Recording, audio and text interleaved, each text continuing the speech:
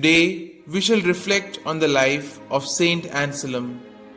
Born in Aosta in the Italian Alps, St Anselm came from the noble Lombard family. His mother, Ermenberga, a Burgundian, was a pious woman, but after her death, his father's violence and harshness led Anselm to flee home.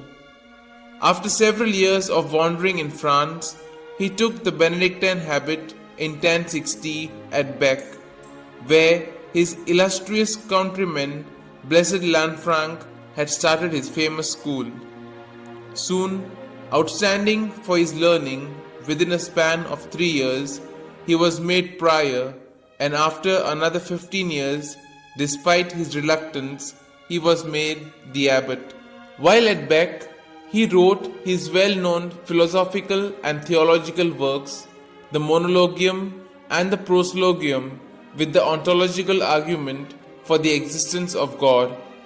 As abbot, Anselm had to cross over to England from time to time in connection with his abbey's English properties.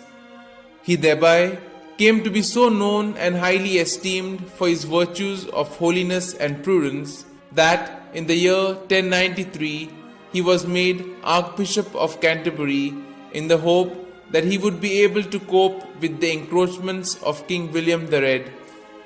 William had kept the see of Canterbury vacant for 4 years after the death of Lanfranc in order to seize its income.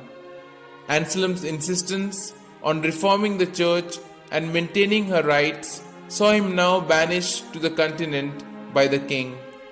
However, William's successor, Henry I, recalled him in the year 1100, but the encroachments continued, and a second exile followed.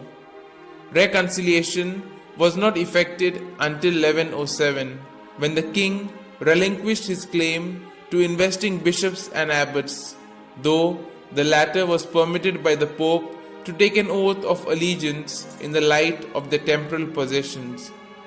2 years later, Anselm died at Canterbury on the 21st of April 1109. Gentle and self-effacing by nature, St. Anselm was unyielding on matters of principle. A man of fearless zeal, he strongly denounced the slave trade and staunchly defended the filioque, a doctrine that indicated matter of faculty that the Holy Spirit proceeded from the Father and the Son. Many important writings of this noble prelate, who was considered the greatest intellect of his age and pattern for all theologians, were composed during his 2 banishments. The deep and abiding influence which his thinking has had upon the Church's philosophy and theology has earned him the titles of Father of Scholasticism and Doctor of the Universal Church.